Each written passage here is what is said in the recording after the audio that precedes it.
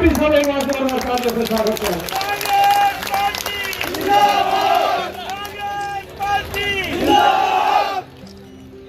अब मेरा निवेदन है, बहुत ही पहले सारी पंचायती खून की चिट्ठियां मेरे को अपना बेटा मानते हैं। हुड्डा साहब ने कही नीरज ने बहुत बढ़िया काम किया और किसी से मत घबराइयो, पंडित जी नहीं है, मैं तेरे साथ बैठा हूँ, जब तक मैं जिंदा हूँ तुम्हें मैं अनाथ नहीं समझने दूंगा। और आप सबने देखा मैंने कितना संघर्ष किया। 26 जनवरी को मेरे कत्ल की तैयारी थी।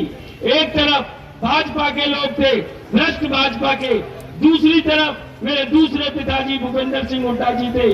आप सबने देखा कैसे हाथ पकड़ के मुझे उन जालियों से छुड़ा के लाए। और भैया हमारे समाज के भी काफी लोग बैठे हैं।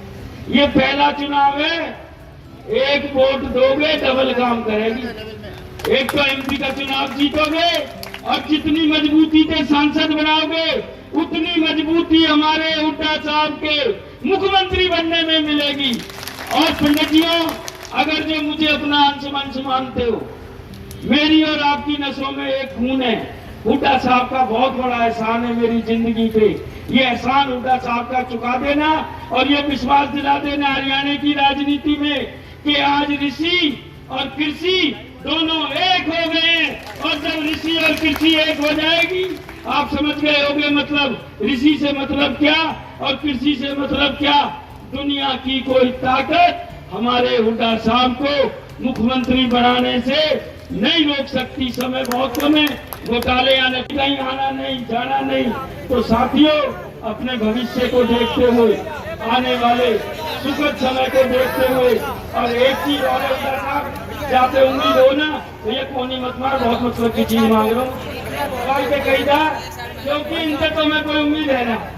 पहले भी मेट्रो हुड्डा साहब लेके आए, बदरपुर का फ्लाईओवर हुड्डा साहब लेके आए, और जो यू पर्चा बांट रहा होता करप्शन पाल, मैंने यू करा दिया झूठे। कह रहे पेलक में मेडिकल कॉलेज खोल दिया, पेलक के आम जाके भी रिश्तेदार नातेदार बैठे, अरे वह डिस्पेंसरी भी नाम होगा, तेरे मेडिकल कॉलेज खोल दिया। और कोरोना में जब यू करप्शन पाल बीमार हुआ ना, या ने भी इलाज वहीं कराया जो ESI मेडिकल कॉलेज मेरे हुड्डा साहब देके गए थे फरीदाबाद से। इनके पास अपना अस्पताल भी नहीं था। मेट्रो का वचन हमारे हुड्डा साहब दे चुके हैं कि जिस दिन मुख्यमंत्री बनूंगा, बाकी तो सब चीज है हुड्डा साहब बताएंगे, चाहे बिजली की यूनिट हो, चाहे पेंशन हो, चाहे नौकरी हो, चाहे बेरोजगारी भत्ता हो। गुड़गांव से फरीदाबाद मेट्रो आएगी और हुड्डा साहब आज पूरा फरीदाबाद प्यासा मर रहा है। और आप वैसे भी पार्टी को माननीय मुख्यमंत्री चौधरी भूपेंद्र हुड्डा जी और चौधरी उदयवान जी के अंदर आस्था व्यक्त की है। हमारे भाई जो जिला परिषद के सदस्य भी हैं, बार एसोसिएशन के प्रधान रहे, सरपंच रहे, बहुत मजबूत साथी भाई धर्मेंद्र देवतिया जी, उनका भी मैं स्वागत करता हूं कांग्रेस पार्टी में आने पर। और हमारे ही क्षेत्र से भनकपुर गांव से रावत पवन रावत जी बहुत ही लोकदल के वरिष्ठ साथी रहे हैं। और आज आपके साथ चौधरी भूपेंद्र हुड्डा जी और हमारे आदरणीय चौधरी उदयवान जी के नेतृत्व में उन्हें स्वीकार किया है, उनका भी मैं स्वागत करता हूं। नौजवान साथियों ने, माता बहनों ने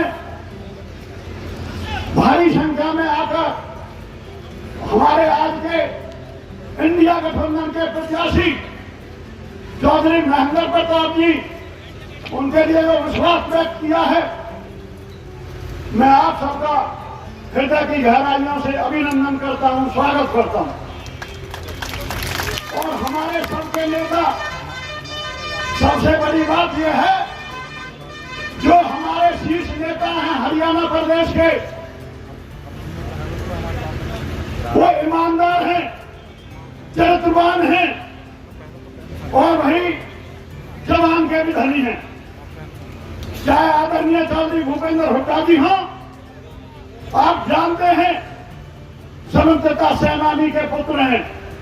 मैं ज्यादा समय नहीं लूंगा, लेकिन आप सब जानते हैं 7 सदनों के इलेक्टेड आपके सामने रहे हैं, जो पार्लियामेंट मंत्री कितने भी पद रहे हैं, और जो संविधान बना था उसके भी रहे हैं, चौधरी रणवीर सिंह जी, स्वर्गीय रणवीर सिंह जी। और उनके साहबजादे 10 साल मुख्यमंत्री रहे, हमारे सबके नेता। और भाई मेरे तो है ही है, मैंने तो दूसरा दरवाजा देखा ही ना है। वहीं राजनीति शुरू करिए, वहीं खत्म करूंगा। मैं तो भाई उन्हीं का शिष्य हूँ, वो मेरे गुरु हैं राजनीति के। और भाई आप सब पता है, हुड्डा साहब ने इतना आशीर्वाद रखा आपके बेटे पर, आपके भाई पर, पूरे इलाके में योग्यता के आधार पर हजारों नौजवानों को रोजगार देने का काम किया, इतना विकास कराया।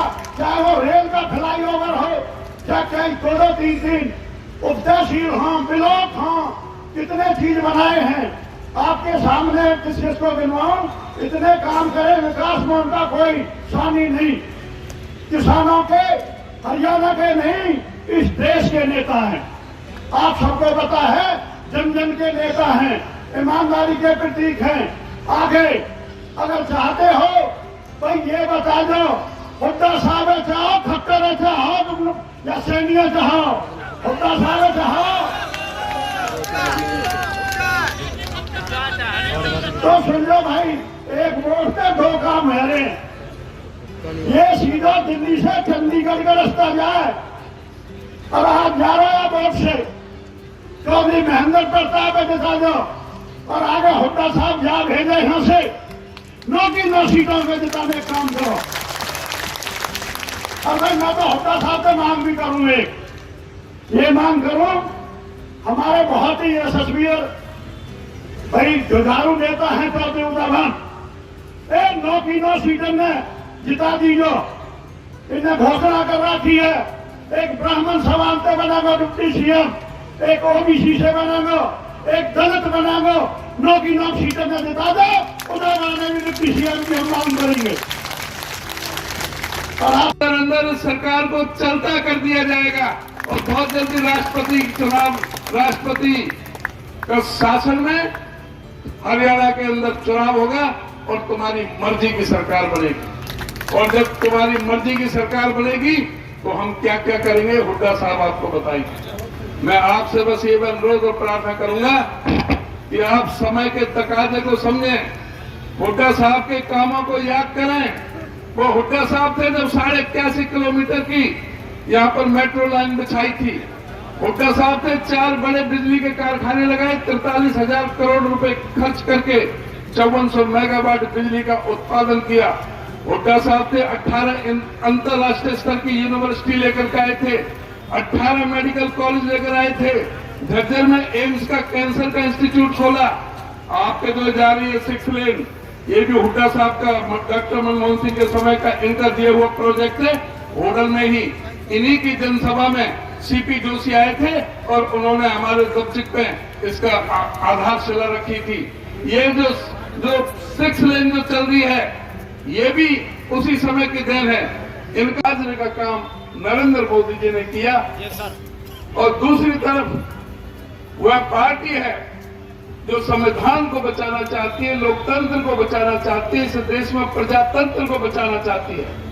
जो बाबा साहब डॉक्टर भीमराव अंबेडकर जी ने इस देश के दलित, पीड़ित, शोषित, उपेक्षित, सर्वहारा वर्ग के सभी गरीब अमीर सब लोगों को, व्यापारी कर्मचारियों को लेकर के, सभी जाति, वर्ग, धर्म और संप्रदाय को लेकर के, हर धर्म के व्यक्ति को अपनी मर्जी की पूजा पद्धति चुनने का अधिकार देकर के, सबको अपनी शब्दों की अभिव्यक्ति प्रदान करने के लिए, और सबको बराबर का वोट देने का, चाहे वो देश का राष्ट्रपति है, चाहे वो देश का गरीब से गरीब आदमी है, चाहे कितना भी बड़ा पूंजीपति है, चाहे कितना भी गरीब आदमी है, सबको एक समान वोट का अधिकार भारत के संविधान में कांग्रेस सरकार ने, जिस संविधान के सभा के सदस्य हमारे चौधरी भूपेंद्र सिंह हुड्डा जी के जो पिताजी थे, जैसा भी अभी तेवतिया साहब ने बताया, लागत बिजली से ज्यादा होगी।